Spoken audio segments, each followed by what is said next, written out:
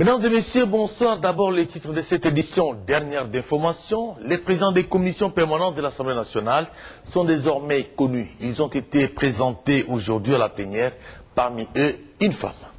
Le gouvernement de la République démocratique du Congo prend option de défiscaliser l'importation de bus neufs.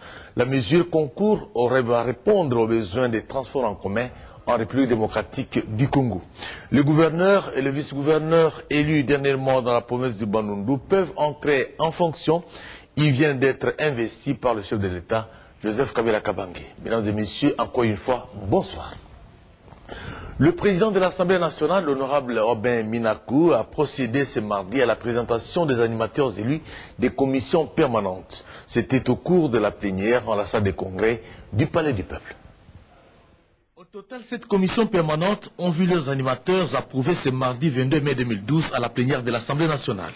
La commission politique, administrative et juridique est désormais présidée par François Bokonaoui Pabonzali, la commission économique, financière et des comptes budgétaires par Mouto Kambali et Kofini qui a d'ailleurs deux postes à pourvoir, à savoir le premier vice-président et le rapporteur qui seront destinés aux femmes députées selon la volonté de l'Assemblée plénière. Eve Bazaïba dirige la commission sociale et culturelle, Lio Tanjoli préside aux destinées de la commission des relations extérieures, François Kassende Kandolo est le président de la commission défense et sécurité, alors que l'environnement, tourisme et ressources naturelles, ainsi que la commission aménagement du territoire et infrastructure sont respectivement dirigés par Mobando Yogo et Mayo Mambeke. Sous la conduite du président de l'Assemblée nationale, l'honorable Aubin Minakou, la plénière a pris l'option de confier par consensus la gestion du comité des sages et de la prochaine commission perspective à la femme. Ainsi, un délai raisonnable a été accordé aux groupes parlementaires et aux non-inscrits pour proposer leurs délégués.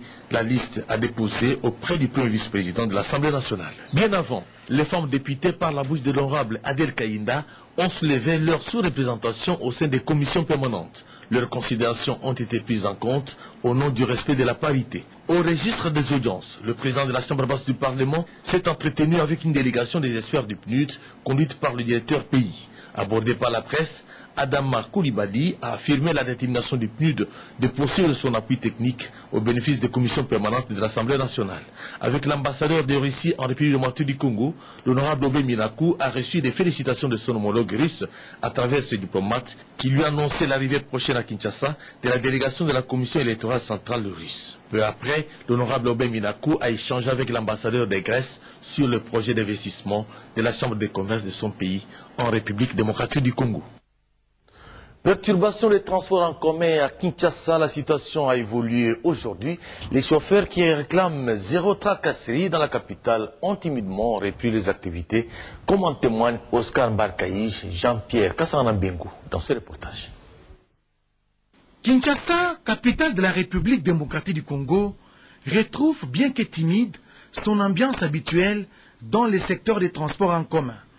Là où les véhicules communément appelés 207 ont cédé du terrain, les taxis motos règnent en maître. Les conducteurs de motos appelés Wewa se font de l'argent, comme c'est le cas ici à Tchangou, l'un des 4 districts de la capitale.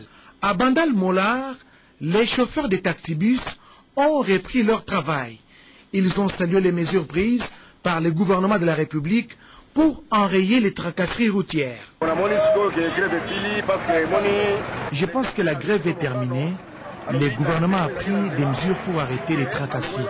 Voilà pourquoi nous avons sorti nos véhicules pour travailler à l'aise.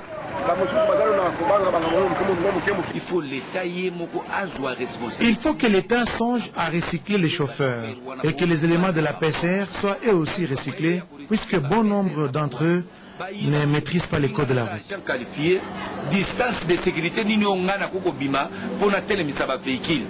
C'est peut-être la fin des longues marches imposées par les transporteurs à la suite de cet arrêt de travail. En réalité, le gouvernement doit s'efforcer pour avoir des transports en commun. C'est comme ça que les chauffeurs privés font n'importe quoi. Donc, quelque part, le gouvernement doit se prendre en charge. Les Kinois peuvent enfin pousser un ouf de soulagement avec cette reprise qui n'exclut en rien la mise en ordre et les contrôles. Cette reprise constitue une invitation à d'autres chauffeurs à reprendre les boulots pour l'intérêt supérieur de leurs semblables. Et puis, bonne nouvelle pour ceux qui désirent investir dans le secteur des transports en commun. Il suffit d'importer les bus neufs. L'opération sera défiscalisée sur toute l'étendue de la République démocratique du Congo. C'est ce qui ressort de l'une des mesures prises au ministère des Transports et des Voies des Communications. David Moubeka pour le reportage.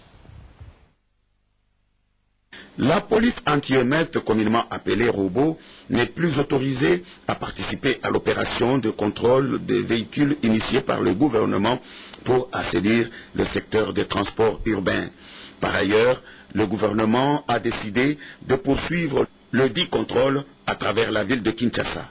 C'est ce qui ressort de la réunion que le ministre des Transports et Voies de Communication, Justin Kalumba Mwanangongo, a présidé ce lundi 21 mai 2012. D'autres mesures ont été prises à cette occasion. Nous avons pris des dispositions pour que, si jamais il y a des tracasseries du côté de la police, que cet état des choses cesse immédiatement. Il faut qu'il y ait les contrôles. Il faut que les véhicules qui sont mis en circulation soient en état de sécurité acceptable. Finalement, c'est la vie des Congolais qui en dépend. Nous avons pris des dispositions pour que, à partir de demain, l'ONATRA puisse passer de 3 rotations à 5 rotations au niveau urbain à Kinshasa. Donc, la STIC ainsi que Citytrain doivent remettre environ 90 véhicules en circulation et très vite. L'État va commander très vite environ 200 bus de grande portée pour que nous puissions améliorer notre propre offre de services de transport public. Enfin, nous avons préconisé une décision du gouvernement qui va défiscaliser en termes de droits de douane et aussi de TVA à l'importation. Défiscaliser l'importation de bus de capacité de 20 places et plus. Des bus neufs. Fini le pouvoir intérimaire à la tête de la province du Bandundu, le chef de l'État, Joseph Kabila Kabange, vient d'investir le gouverneur, le vice-gouverneur récemment élu à l'Assemblée provinciale de la province du Bandundu, André Ngoueskatot. On se nourrit cette ordonnance.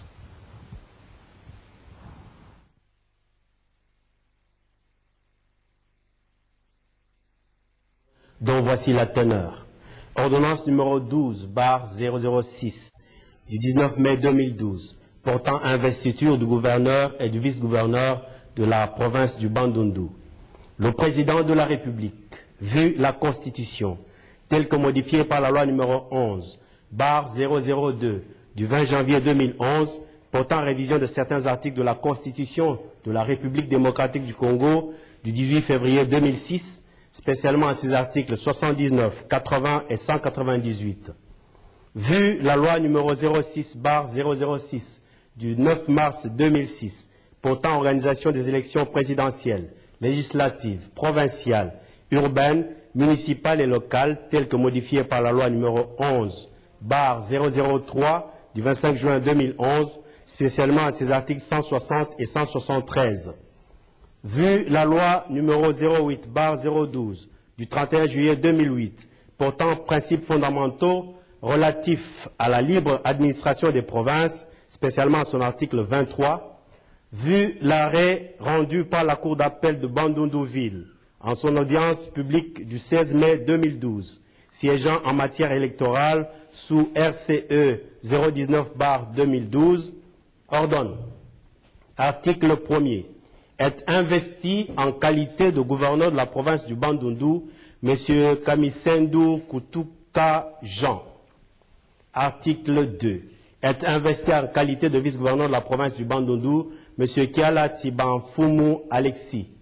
Article 3. Sont abrogées toutes les dispositions antérieures contraires à la présente ordonnance qui entre en vigueur à la date de sa signature, faite à Kinshasa le 19 mai 2012, Joseph Kabila Kabange, pour la copie certifiée conforme à l'original, Gustave Beasikou, directeur de cabinet. Merci. Pour réaffirmer le soutien de l'Union européenne que le chef de la délégation a rencontré aujourd'hui, le Premier ministre chef du gouvernement, Augustin Matata Pognon, s'est également entretenu à Kinshasa avec l'ambassadeur de la Corée du Sud, accrédité en République démocratique du Congo. Reportage de Kinshasa.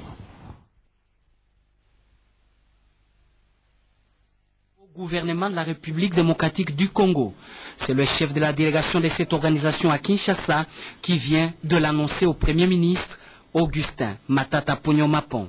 L'ambassadeur Jean-Michel Dumont a été édifié non seulement par la volonté des autorités congolaises actuelles à faire de la RDC un pays économiquement émergent, mais surtout de la détermination du Premier ministre et chef du gouvernement Matata Ponyo à assurer la bonne gouvernance. Une gouvernance qui ne sera possible que par la mise en place des dispositifs solides de lutte contre la corruption, a décelé le chef de la délégation de l'Union européenne, qui reste confiant quant à la poursuite du partenariat RDC-Union européenne. Nous avons l'expérience des programmes de gouvernance macroéconomique et financière que nous avons développés avec le Premier ministre qui était ministre des Finances. Je crois que c'est une bonne base de départ. Nous avons passé en revue les différents secteurs sur lesquels nous pouvons travailler à l'avenir. Peu avant, une chaude poignée de main entre le Premier ministre Matata Ponyo-Mapon et l'ambassadeur sud-coréen Woo Sung-lee a symbolisé le renforcement des liens de coopération entre nos deux États. Séoul s'est également félicité de la nomination du Premier ministre Matata et son Premier ministre a lui envoyé un message de félicitations à son homologue congolais par voie diplomatique. À cette occasion, l'ambassadeur sud-coréen reçu à la primature a dévoilé la mise en application prochaine par son pays d'un plan d'aide au développement économique profitable à la République démocratique du Congo. Secteur ciblé, santé, lutte anti-malaria et finances, réforme du système fiscal. L'évaluation de la mise en œuvre du programme économique du gouvernement de la République démocratique du Congo, la Troïka, Banque centrale, Finances et Budget s'y mettent fermement. Françoise Boarabouaki pour le reportage. Accélérer la composition d'un fichier unique répertoriant tous les fonctionnaires de l'État, c'est la trouvaille pour dénicher tous les fictifs qui perçoivent indûment le salaire et maîtriser les effectifs. C'est l'option levée à cette réunion hebdomadaire de la Troïka politique ce mardi 22 mai. Réunion présidée par le vice-premier ministre du Budget, Daniel Moukoko Samba, qu'entourait le ministre des Finances, le vice-ministre et le gouverneur de la Banque centrale du Congo. En vue d'accroître la couverture de la paie par voie bancaire, les services compétents ont reçu instruction de procéder au recensement des institutions financières que compte le pays pour envisager une couverture bancaire maximale. L'ambition est d'atteindre tout le coin et recoin du territoire national. Détail important rappelé par le patron du budget, la contrainte liée à l'élément temps, puisque l'échéance accordée pour atteindre le 100% de cette opération est fixée à fin 2012. Côté indicateur macroéconomique, la note est maintenue satisfaisante. Stabilité du taux d'échange et des prix sur le marché et maîtrise de l'inflation la prouvent bien. Concernant le programme économique du gouvernement, la Troïka se prépare à accueillir la mission d'évaluation du Fonds monétaire international, annoncée en juin prochain à Kinshasa. Premier tête-à-tête, nouveau patron de la défense nationale et ancien combattant, représentant spécial du secrétaire général des Nations Unies en République démocratique du Congo. La rencontre s'est déroulée au cabinet du vice-premier ministre Alexandre Luba, comme l'indique ce reportage. Outre les félicitations au vice-premier ministre, ministre de la Défense nationale et des anciens combattants, Alexandre Lubatambo, le représentant spécial du secrétaire général des Nations Unies, Roger Miss, a profité de cette première prise des contacts pour renouveler la volonté de la MONUSCO d'œuvrer en collaboration avec le FARDC et le ministère de tutelle pour mettre fin aux menaces de paix qui pèsent sur la population dans l'est du pays. C'est notre volonté toujours de faire tout possible pour appuyer et travailler avec la FARDC en ce sens, pour arriver à mettre fin à ces menaces, un objectif que nous avons en commun avec la FARDC. Nous travaillons toujours ensemble en ce sens. L'appui de la MONUSCO au FARDC, Roger Miss, levé à plusieurs sens. Nous avons une participation assez active en plusieurs sens, y compris l'évacuation des blessés, la protection des civils et l'utilisation de nos forces et nos ressources ensemble avec la FARDC. Donc, en tous sens, dépendant des circonstances, les besoins de la FARDC et la situation locale. Voilà, propos recueillis par notre confrère Félix Zalumeti Dandou. Roger Miss a également rencontré le ministre de l'Intérieur, Richard Moïse. C'était en représentant notre reporter Oscar Barcaïch. La situation sécuritaire dans la partie est de la RDC, c'est l'un des sujets abordés par les ministres de l'Intérieur, Sécurité et Décentralisation et Affaires coutumières, Richard Mouyej-Manguez-Mans, avec les représentants du secrétaire général des Nations Unies à RDC. Roger Miss a à cette occasion passé en revue les différents secteurs de collaboration entre la MONUSCO et le gouvernement de la République. Le patron de la MONUSCO a réaffirmé l'engagement de son institution à accompagner la RDC dans le rétablissement de la paix à travers l'Est de la République démocratique du Congo. Donc c'est une visite d'introduction, de présentation, de visite de courtoisie aussi. Et bien sûr de commencer à discuter toutes les activités que nous faisons ensemble avec le ministère, y compris par exemple notamment le travail avec la police et la continuation d'augmenter la capacité de la police nationale congolaise et l'importance de ce travail pour la stabilité future du pays. Mais notamment au Nord Kivu actuellement avec le problème, nous avons un dialogue très ouvert, très proche toujours avec la FARDC pour faire ce que nous pouvons faire ensemble à mettre fin à cette menace le plus rapidement possible. C'était aussi l'occasion pour Roger Miss de saluer la nomination de Richard Mouyej-Manguez-Mans à ce poste. Matinée diplomatique, on en parle certainement au ministère de l'Agriculture et du Développement rural, Kina Moussati, pour le reportage. Ambiance bon enfant, salutations cordiales en guise de bienvenue à son hôte. Les décors étaient plantés pour les échanges fructueux entre le ministre de l'Aménagement du Territoire, Urbanisme et Habitat, Infrastructures, Travaux Publics et Reconstruction et la délégation de l'Union Européenne, conduite par son ambassadeur en République démocratique du Congo. Jean-Michel Dumont a réaffirmé à Fridolin Kaswechi l'engagement de son institution d'accompagner la RDC dans son vaste programme de modernisation des infrastructures routières. Il y a au minimum 15 800 km de routes à construire. C'est donc au bas mot entre 15 et 20 milliards de dollars. Et donc il y a clairement beaucoup de travail à faire. Et je crois que c'est dans vraiment un esprit de partenariat que nous avons convenu de travailler pour le futur. Pour le ministre Fridolin Kaswechi, le gouvernement congolais a mis en place une bonne politique dans le domaine des infrastructures, facteur non négligeable pour le développement d'un pays. À cet effet, il a salué le soutien de l'Union européenne pour le financement de certains projets. Ainsi, il a préconisé une grande sensibilisation des partenaires afin de soutenir la RDC dans sa nouvelle vision centrée sur la révolution de la modernité. Une vision qui nécessite l'implication de tous les acteurs sociaux et même des partenaires, y compris l'Union européenne. Vous avez reconnu la voix de notre confrère Blaise Bokokia qui nous rendait le compte de la séance de travail qui a eu lieu aujourd'hui au ministère des ITP, Aménagement du Territoire, et vous en avez pris note. Le temps de revenir à l'agriculture pour vous dire qu'il y a eu aujourd'hui la matinée politique. Le ministre de ce secteur s'est entretenu avec un nombre d'ambassadeurs, comme l'indique Kina Moussati dans ce reportage. La République de Corée s'inscrit dans la vision du chef de l'État Joseph Kabila Kabange de hisser la RDC au niveau de pays émergents et attend y participer dans le domaine agricole. L'affirmation est de l'ambassadeur Oh Sung-lee de Corée en poste en RDC. Nous avons discuté sur le développement du secteur agricole dans ce pays par l'assistance officielle de développement de la part de la République de Corée. En ce moment-ci, nous allons développer un projet de développement rural au niveau de Chwenge, ce sera aussi l'irrigation. Et à partir de l'année prochaine, il y a 2 autres projets que nous allons développer, toujours sur le plan du développement rural. La République fédérale d'Allemagne, quant à elle, est disposée à faire profiter la RDC de ses atouts technologiques par l'industrialisation de l'agriculture congolaise. La déclaration est de notre ambassadeur près la République fédérale d'Allemagne en poste à Berlin, Madame Clémentine Chakembo Kamanga. Je viens de m'entretenir avec le nouveau ministre de l'Agriculture pour lui tenir informé de la conférence sur l'agriculture et l'industrie qui aura lieu à Hanovre du 4 au 6 juin 2012. Conférence organisée par les pays de la SADC et qui se tiendra à Hanovre.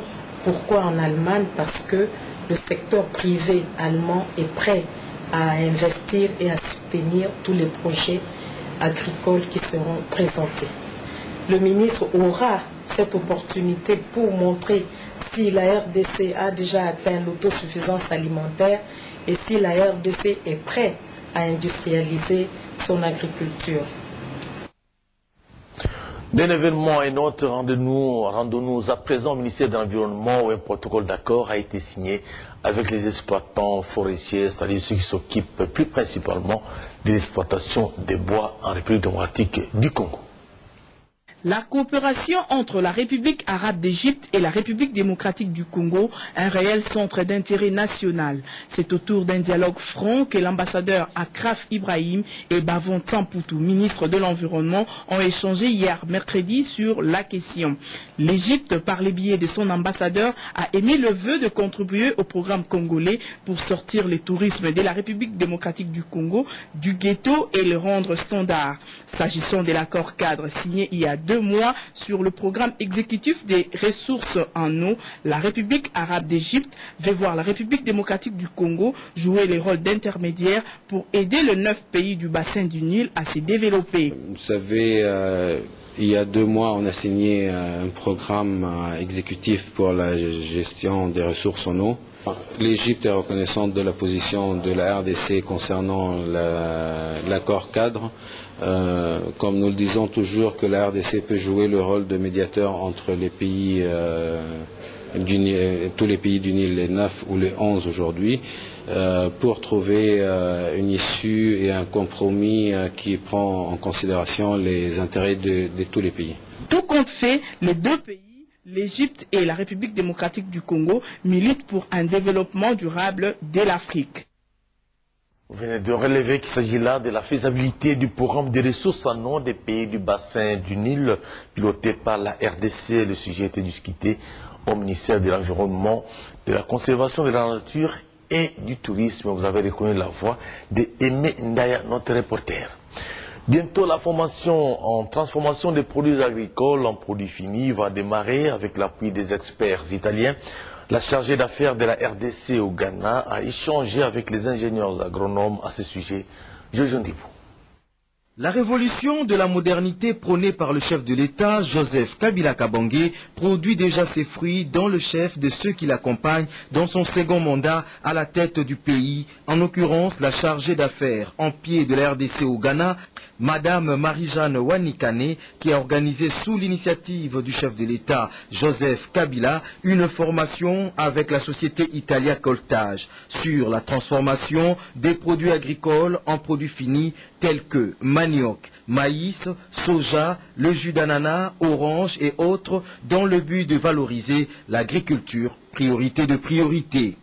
Durant 5 jours, les participants venus de différents pays, dont la RDC, sont passés de la théorie à la pratique, à la grande satisfaction des participants. On a appris, maintenant il faut qu'on puisse mettre ça en pratique. Pour mettre ça en pratique, pour les machines, on va continuer à vous demander les 2 techniques pour nous pour que nous puissions demain après demain avoir aussi les machines, commencer à faire la transformation chez nous, beaucoup de produits. Les produits, il y en a, la production, il y en a. Il y a aussi trop de faire après la récolte, mais avec ces machines, nous espérons que nous allons aussi demain après demain. Cette formation a été sanctionnée par la remise des certificats aux participants, occasion pour la chargée d'affaires en pied de la RDC au Ghana, Marie-Jeanne Wanikane, de remercier le formateur italien Mario de Cataldo pour cette formation. Autre point d'actualité avec le ministre de l'Enseignement supérieur universitaire qui vient de procéder au lancement de l'Académie congolaise pour la recherche. Il a fallu un coup de pouce pour que les scientifiques congolais puissent se réunir pour faire des publications. C'est ce qui a motivé le groupe de professeurs Jean-Jacques Mouyembe Tamfoum de ressusciter l'ACASTI, Académie congolaise pour l'avancement de la science et la technologie pour l'innovation. En 2002, c'était la science et l'industrie. Aujourd'hui, on sait que la science, c'est le levier du développement socio-économique. Le ministre de l'Enseignement supérieur, universitaire et recherche scientifique, Tchelo Luchima, qui a procédé au lancement de l'ACASTI, s'est réjoui de cette initiative. Le professeur Jean-Jacques Mouyembe, qui est le secrétaire général de cette académie, souligne les défis. La pénurie des chercheurs. La RDC n'a pas beaucoup de chercheurs. Si nous comparons par exemple au Kenya ou bien en Afrique du Sud. Donc là, c'est un grand défi parce que nous devons former d'abord, n'est-ce pas, des chercheurs. Deuxième défi, c'est une fois que vous avez formé ces chercheurs, comment les retenir, comment les faire venir ici chez nous, et puis pour qu'ils ne quittent plus le pays, qu'ils continuent à travailler ici. Alors le troisième défi, bien sûr, c'est le financement. Clôture de l'atelier sur la pauvreté en République démocratique du Congo. La cérémonie s'est déroulée dans le cadre de l'enseignement supérieur, universitaire et de la recherche scientifique. L'analyse politique de la situation post-électorale en République démocratique du Congo, c'est le grand thème qui a clôturé l'atelier méthodologique d'encadrement de doctorants qui avait pour thème les difficultés du terrain dans la recherche sur la pauvreté en République démocratique du Congo. Atelier qui a été présidé par le professeur Pascal Kapagama. Et à la suite de cet atelier, il a découlé que aussi bien les chercheurs que les boursiers que nous subventionnons doivent encore fournir beaucoup d'efforts sur les plans méthodologiques dans la collecte de leurs données de manière à avancer avec eux, qui son travail de thèse et qui son rapport de recherche. Quant au professeur Théodore Tréfond, qui a décortiqué la politique de la situation post-électorale en RDC, la maturité politique vient du fait qu'il n'y a pas eu de violence et que maintenant on est en train d'accepter tout doucement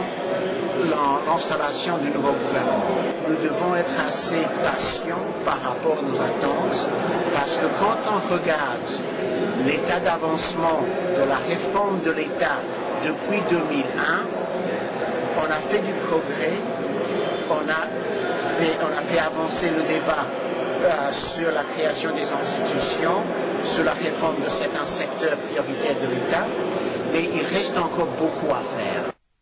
Voilà, propos recueillis par notre consoeur Gisèle Makindou. L'Université scientifique et technologique de Tunisie offre de meilleures conditions d'études.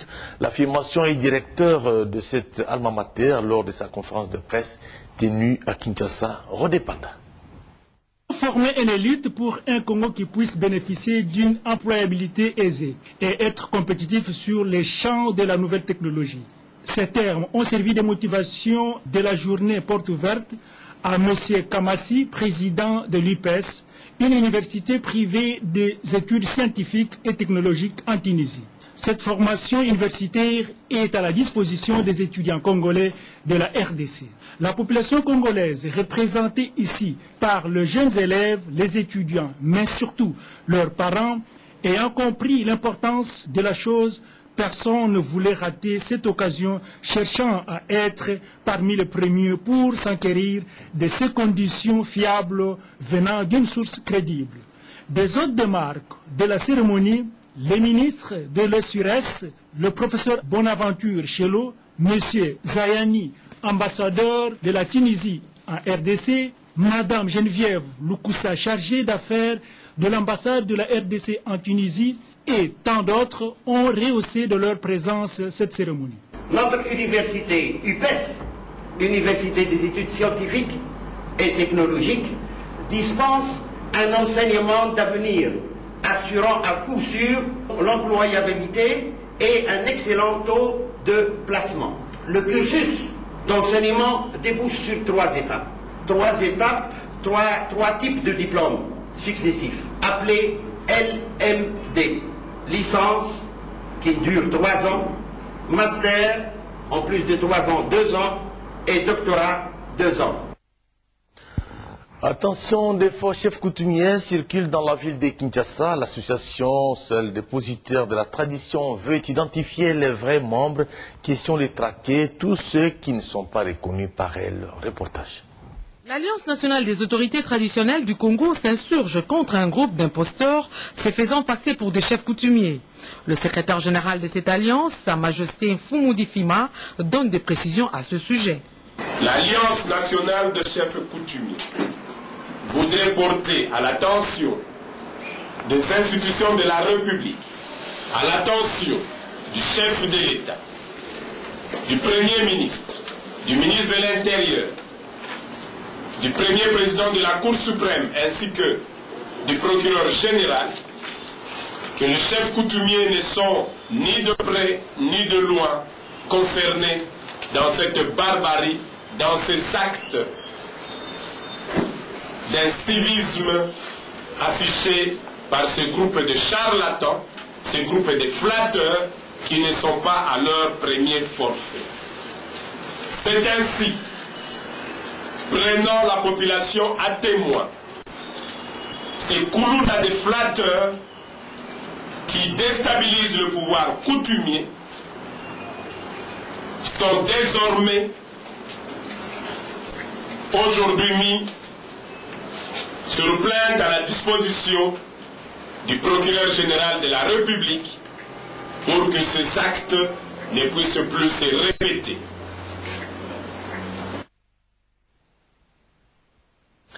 Nécrologie avant d'éclore cette édition d'information, les familles Kinwani et Mubamba ont la profonde douleur de vous faire part du décès de leur fille, sœur aînée, tante, épouse, mère, grand-mère, belle-sœur, Madame Modestine Kinwani Kazambi, communément appelée Yamod la Grande, décès survenu à Kinshasa le lundi 14 mai 2012 à la clinique Ngaliema.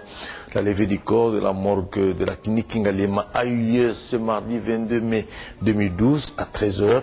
La dépouille mortelle est exposée, elle, au funérarium de la SANEF depuis 15h30 après une brève escale à sa résidence 6 avenue Tondé numéro 308 dans la commune de Bandalungwa, quartier Mola, référence à Rekimbondo.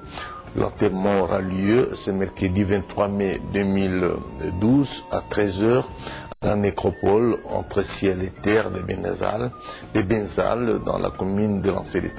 Donc les familles Kinwani et Mubamba ont la profonde douleur de vous faire part du décès de leur fille, leur sœur aînée, tante, épouse, mère, grand-mère, belle-sœur, Madame Modestine Kinwani Kazambi, communément appelée Yamod la Grande, décès survenu à Kinshasa lundi 14 mai 2012 à la clinique Ngaliema. La levée du corps de la morgue de la clinique Ngaliema a eu lieu ce mardi 22 mai 2012 à 13h. La dépouille mortelle est exposée au funérarium de la SANEF depuis 15h30 après une brève escale à sa résidence 6 avenue Tondé numéro 308 dans la commune de Bandalungwa, quartier Molar, référence à Rekimbondo. L'enterrement aura lieu le mercredi 23 mai 2012 à 13h à la nécropole entre ciel et terre de Benzal dans la commune de Lancé. Ce communiqué tient lieu de faire part pour la famille et révérend pasteur Trifon Pépé Kinwani. En rappel, nous vous avons dit que les présidents des commissions permanentes de l'Assemblée nationale sont désormais connus. Ils ont été présentés aujourd'hui à la plénière, parmi elles une femme. Le gouvernement de la République démocratique du Congo prend option de défiscaliser l'importation des bus neufs. La mesure concourt à répondre aux besoins des transports en commun en République démocratique du Congo. Le gouverneur et le vice-gouverneur de la province du Bandundu peuvent entrer en fonction après leur élection. Ils viennent d'être investis par le chef de l'État, Joseph Kabila Kabange. Ainsi s'achève cette édition d'information. Au nom de tous les héros dans l'ombre, et je vous dis sincèrement, merci de l'avoir suivi.